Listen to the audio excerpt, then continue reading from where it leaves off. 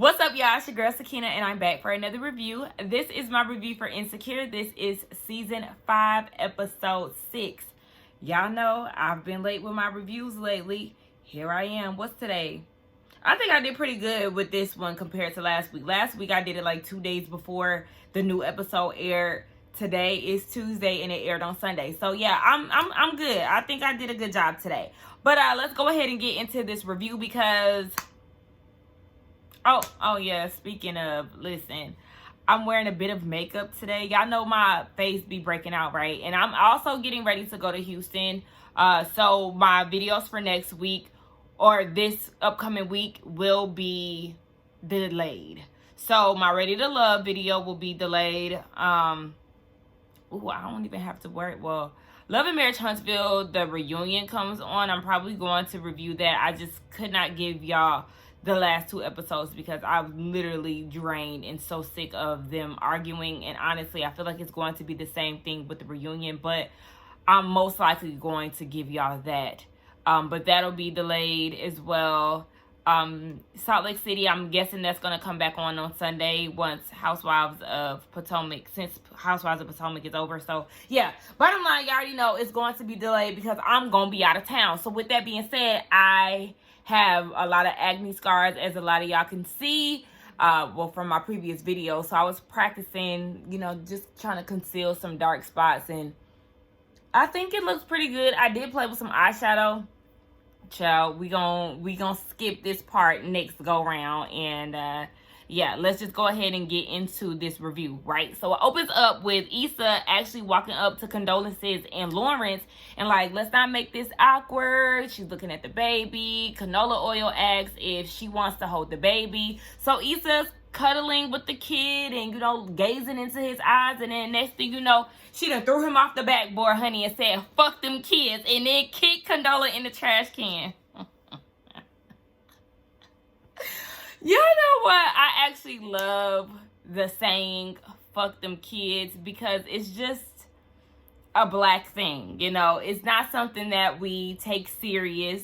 I feel like if somebody outside of the culture heard us say that, they would be, clutching their invisible pearls. Like, it's just a understanding that we have, like, yeah, fuck them kids. I love it. Like, I love that for us. But nonetheless, Issa snaps out of it and she chuckles to herself because, as I already assumed, it was just a daydream, a thought that she had. It wasn't something that actually happened. I knew it wasn't something that actually happened because, remember last episode, she walked away once her and Lawrence locked eyes. And then at the top of this episode, they were still lingering in the hallway. And we know that was not true. They actually went inside of the doctor's office. So yeah, we already knew that was just a dream, sis. So this leads Issa to go on to Lawrence's Instagram, and she's stalking his page, and then she realizes that he moved back to LA, which majority of us did assume that he was going to do, especially after he had that scary incident with the plane. So yeah, he moved back to LA. We see Issa and Nathan, they're down at his apartment getting it in, and Issa is asking him, does he love it? And he was like, yeah, I love when you ride me. And she was like, okay, what else do you love? And he was like, do you want to get on top? Like, I don't know what else you want me to say. Like, I love when you ride me. What is there else to say? So after sex, she's asking him again, is there something that you want to tell me? And he was like, nah. Like, girl, here you go, trying to reach for this I love you back. And I know I didn't mention that on the last week's recap, but I did notice that he did not say I love you back. I was just so caught up on the fact that they really have Issa saying that she loves Nathan so soon out of nowhere, and it just did not even seem like a natural thing. So that had took me by surprise. Now we see Nathan at work. This episode, we get a lot of individual, not a lot, but we get 2 individual scenes with him and his work dynamic. So he's at work and there's 2 clients waiting on Suge. Suge is the guy who came down to the beach party with no beef but some pizza, and they end up dropping it. So that's Suge, and he's late, and we're realizing that his clients have an issue with him. His coworkers have an issue with him. He just, everybody has an issue with him, with the exception of Arik, because he brings in celebrities and helps the business move. So, I mean, yeah, they just feel like, where you at? And this causes Nathan to take one of his clients, and he was like, I'll just take the heat for it. It is what it is. Now we see that Issa is down at the hospital taking care of Molly's family while she's away on a work retreat. And she's worried about her mom. She wants to know every little detail, every update. And Issa's like, yo, I got this. Like, don't worry. You enjoy yourself at your work retreat, and we gonna keep you posted. I got it on lock here. Speaking of Issa, we see that her and Koya are talking, and they're getting geared up to go and pitch an event to some young artists. And I noticed that the main guy within this trio is the character from The Chi, from before they had that big cash shakeup, Coogie, who is the character who ends up passing away because of he stole the shoes and all of that. So yeah, Brandon's brother. He is a nice looking young man. Not my type, but he's definitely a nice looking man. I don't understand why I had to say not my type. Just give him the compliment, girl. They're trying to convince them to join the event. But the moment that Issa mentions the sponsor, Nothing But Water, young Coogie is looking like, nothing but water. The Block? Y'all sound familiar. Y'all worked with Quinshawn and his museum expose, and it was like, yeah, that's us. Look at you knowing us and shit. And it was like, we're gonna have to get back with y'all, because yeah, we gotta think about that. Baby, Quinshawn has tarnished the brand, okay? He is putting in overtime to make it known that Issa is a sellout. She does not believe in the creative direction, and he ain't going for that. Neither are these young artists, so Issa is definitely butthurt. Now, moving on to Molly and her retreat. She's mingling with the co-workers, but not really, because she's in her phone trying to get updates in regards to her mama. They start playing this game called First Impressions, and they start mocking Molly because, remember, when she got hired on to the black firm, she started comparing them to the white firm, and we used to have this, we used to have this, and they was real annoyed with her with that, along with us. So she's like, damn, was I really that bad? Girl, yes, you were. You were definitely a damn bugaboo, doing the most. So they start taking shots to loosen up, and then she wakes up the next morning confused. She still had her clothes on, but she noticed that there's a male watch in her bed. So she ends up meeting up with her coworkers down in the lobby. And they was like, yeah, basically, sis, you was turning up last night. Let me show you this video. So they show her dancing and all of that. And Torian is like, that's my grandfather's watch that belongs to me. Like, can you give me that back? And she was like, did we hook up? And he was like, nah. So the coast is clear with that for now.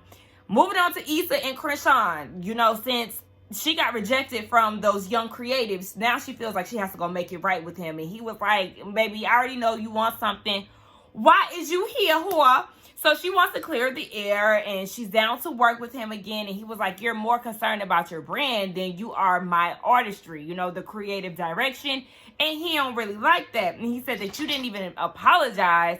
And he felt like they were vibing early on about, you know, giving back to the community, pouring into the community. She was saying how she didn't want to work Lyft and do the block. So they was really just two young people out here trying to make it in these Cali streets. So he just felt like they were bonding. But what she did with Nothing But Water was real sellout-ish, and he can't really rock with that.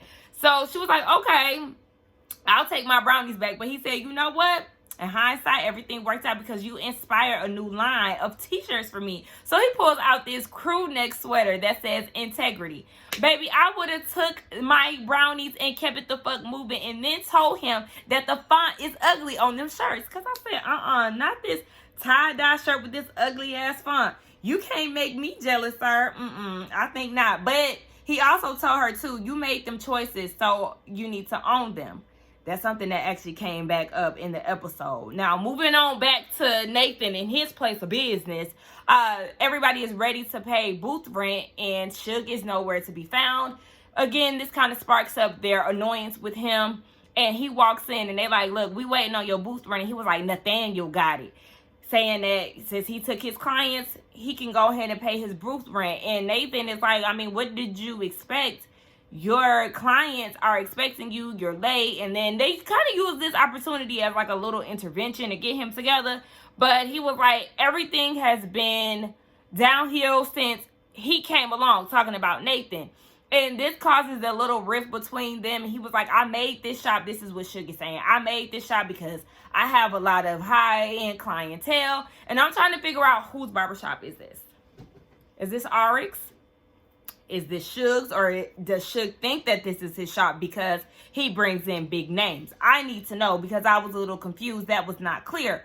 But Suge ends up calling Nathan bipolar, and they about to square up. But, you know, Arik is like, or one of them co-workers was like, you know what, let's just go ahead and break this up. And I want to know what's going on with Arik and Molly. I mean, can y'all give us an update with that? Nonetheless, speaking of Molly, we see that she at work. I mean, that's what I got on my notes. We know she at work. But she is at work, and she's doing a presentation with Torian, and her phone is constantly going off because her brother is blowing her up. And you can tell that this is a distraction, obviously. And Torian peeps, so he ends up picking up the slack when it comes down to the presentation. And she's looking like, you know, thank you so much, because sis was out there drowning. She couldn't even think right. Now, after the presentation, Molly and Torian, they have a drink and they're having a conversation, and he's like, I'm not used to having to, you know, pick up your slack. What's going on? He could tell that something is bothering her, and she was like, my mom is going through a stroke right now. It's just a lot going on, and she felt good with talking to him about it. And he was like, you know, if you ever need anything, the doors of the church is open. And then he goes and tells her a story about his brother and how at one point his brother was dealing with cancer and he was working through it and all of that. So she was like, okay, you know, he was overcoming obstacles and, you know, going through a hard time. And they really bonded on that. Now, later on, the brother, Molly's brother, called her, FaceTimed her with the mom. The mom is in stable condition. She's good to go home. And Molly was saying how she loves her mom. And this scene actually made me tear up because y'all know I love my mama. So I was just like, oh, it was very touching. It was very touching. And then Torian ends up knocking on her door shortly after to give her a swag bag for some event they was at. And she shared the good news and she hugged him. And I said, this long hug, the gazing of the eyes, the awkward encounter, they're going to smash soon. And I already knew, because when I read the description of the show, it said that Molly was going to have, like, she was going to confide in an awkward source or unknowing source, something unusual source, something like that. And then once I seen that she was at a work retreat, I said, oh, yeah, it's going to be Torian. It's going to be him. And I knew it wasn't going to be, oh, boy, that she knew back from college. Like, nah, it was obvious who she was going to be confiding in. So we see Issa waiting in line on some food, and we see that Condola comes or appears because we know this is another daydream of hers. And Condola is flashing a ring because Lawrence put a ring on it and saying, you know, thank you for, I guess, getting rid of him because now he's my treasure. Like I said last week, she doesn't know the extent of their relationship. She doesn't know any details. She just seen them together. And when you see somebody that you're into with somebody, the mind just starts to wander and you just start thinking the worst or just making assumptions, though they may not be true. So that's what she's going through. And we see that she ends up at Nathan's house. And she's asking how his day was. And he was like, you know, I can't really do it with my coworkers. I don't really trust them like that. I'm starting to think that LA is not a good fit for me. And I was like, oh, really? And Issa was saying the same thing. Like, okay, so, you know, I told you I loved you the other day. You have yet to acknowledge that. Like, what's good? And he was like, I mean, really? Like, we really going there right now? And he said that you always trying to call me out. It's all about you. You ain't even gonna ask me nothing. So now Issa is feeling like she's the only one who's taking the relationship serious and she's the only one that's committed. So he's offended by this and he was like, I mean, sis, you all over the place. 1 minute you crying in my mouth. The next minute you want to be friends. The next minute you want to be together. Then the next minute you talking about something you love me. Next minute you want to take it slow. Like, what the hell do you want from me? And I honestly agree with Nathan when it comes down to that because Issa is all over the place. Remember, she tried to call her mama out last week? Sis, you are the exact same way. You really don't know what you want. You're sitting here thinking about Lawrence, but then you're in your feelings because Nathan hasn't said that he loved you, or he loves you, but yet y'all just got back into this whole relationship, or y'all just starting off a relationship. So I don't understand why you expect this so soon. Everybody has different timing. So, I mean, I understand the aspect of being vulnerable and, you know, really sharing your feelings. But like I said, just with the timeline of this show, I don't really like none of that anyway. So Issa was like, you know what? Let's just drop it. And that was what it was. That was the end of the episode. Y'all, somebody help me out. What's going on here? We're literally past the halfway mark and it's not giving anything. Like anything. I don't know what this episode was about. It just was not. Nathan want to run away. I don't understand why Issa is, you know, here with him again. You already know his antics. He was ghost on you and went down to Houston. We know that he has a history of doing that. His cousin said it. His coworker is now calling him out on it. He's telling you that he doesn't think that LA is for him, but he just told your mama that you are his girlfriend. I was gonna say you his girlfriend. Yeah, whatever. You're her boyfriend, and it's just like you just have this flee the scene type of situation. Once his problems come to a head, he has that fight or flight situation going for him, where he not really fight, because he don't be trying to fight. He be trying to flee the scene. So yeah, I mean, I don't understand what she's expecting or what she wants from him, because she's sending mixed signals, but she also knows what he's capable of. So I'm not understanding why my camera wouldn't let me be great. It cut off because I had an alarm set. But nonetheless, yeah, you know what he's capable of. So I don't know what you're expecting out of him. I don't know what the hell I'm expecting out of this season. I just want it to be over, and that's sad to say, but I already went on a rant about this last week. But it's just literally not giving anything. I posted that on my IG story today, and a lot of people definitely agree with what I was saying as far as us being 6 weeks in. Y'all only gave us one good episode for real, that we can say that we thoroughly enjoyed, which is the Lawrence episode. This chemistry between Issa and Nathan is a no, and it's not giving us anything. Like, I don't know what else to expect, but I can tell you that my expectations are in hell. I do not have high hopes for the remaining 3 episodes. And at this point, I just want it to be over. And I never thought that I would say that about Insecure, because I just really, like, I dead ass love the hell out of this show. It's so relatable. It's funny. It's for the culture. The music is great. Like, everything. And speaking of looking great, that last scene with Issa and Nathan talking, she looked beautiful. But I said, Issa, what the hell was those white shoes? Like, girl, whose auntie did you get those from? They look like you got them down at the thrift store. But anyway, yeah, that's just what it was. Like, the episode was boring, okay? But I'm going to be here next week. Let's get down in the comments and talk. Y'all let me know what y'all thought about this review as well as the episode. Don't forget to like, comment, and subscribe to my channel. And I will see y'all in the next one. Bye.